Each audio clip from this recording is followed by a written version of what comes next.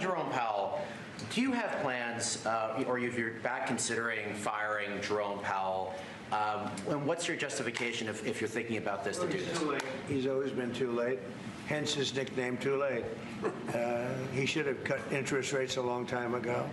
Europe has cut them 10 times in the short period of time, and we cut them none. The only time he cut them was just before the election to try and help Kamala or Biden, whoever the hell it was, because nobody really knew. Obviously, that didn't work, but he tried to cut them for the Democrats, Kamala. And how did that work out? You'll tell me. It didn't work out too well, did it? But I think he does a terrible job. He's costing us a lot of money. And we fight through it. It's almost, the country's become so successful that it doesn't have a big impact. But it does hurt people wanting to get a mortgage. People want to buy a house.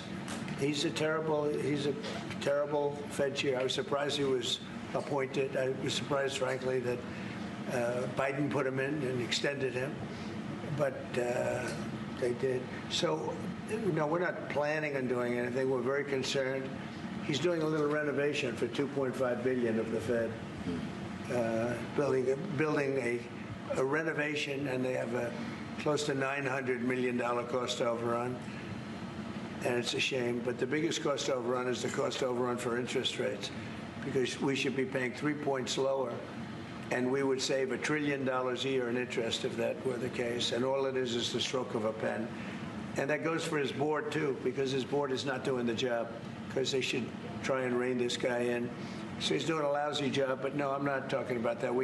Fortunately, we get to make a change in the next, 8 months or so. And we'll pick somebody that's good, and we'll pick somebody. I just want a fair job. We want to see lower interest rates. Our country deserves it. We're making a lot of money. We're doing great as a country. We have no inflation, record stock market, record business, record everything. Everything's a record now. We had the worst inflation in history under Biden, and now we have almost no inflation. We've done a great job, and we should have the interest rates cut. So you're saying today that Scott Bessent, you're so happy with him at Treasury that he's not your top option to replace Jerome Powell, whenever that may be, whenever you decide what you want to do with him. Scott's doing a very good job. I'm very happy with Scott. Is Kevin Hassett on the top of your list? Kevin's somebody would consider. Kevin is fantastic, too. We have a lot of good people for that job. It's not a tough job, to be honest. Assuming you're smart, it's not a tough job. If you're a dummy, then I guess it's a tough job. But it might be one of the easiest jobs I've ever seen. And now on top of it, he's building a close to $3 billion little nest egg for himself. He's not doing the right job. We should be saving $1 trillion a year in interest. When he talks about cost, we should be saving. Think of it, $1 trillion a year. Add that with the tariffs and everything else. But he just doesn't want. He's a knucklehead. But we'll see how that. We'll see how he's listening to this. That's a strange conversation. But we like to say it like it is. But we have a lot of people that want that job very badly, and I'm only interested in low-interest people, sure, frankly, because you don't need. I know. So they had the 71 different economists and people experts that they picked about a month ago. I was the only one, along with one person from maybe the Wharton School of Finance. The two of us got it right. 69 people, including Powell, got it wrong. And he wants to hire thousands of new people to help him decide where we're going in the future.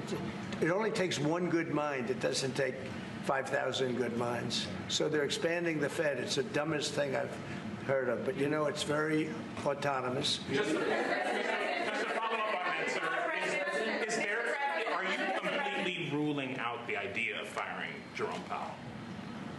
I don't rule out anything, but I think it's highly unlikely, unless he has to leave for fraud. I mean, it's possible there's fraud involved with the $2.7 billion renovation. This is a renovation. How do you spend $2.7 billion?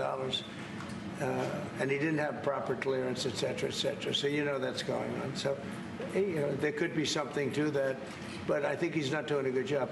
He's got a very easy job to do. You know what he has to do? Lower interest rates.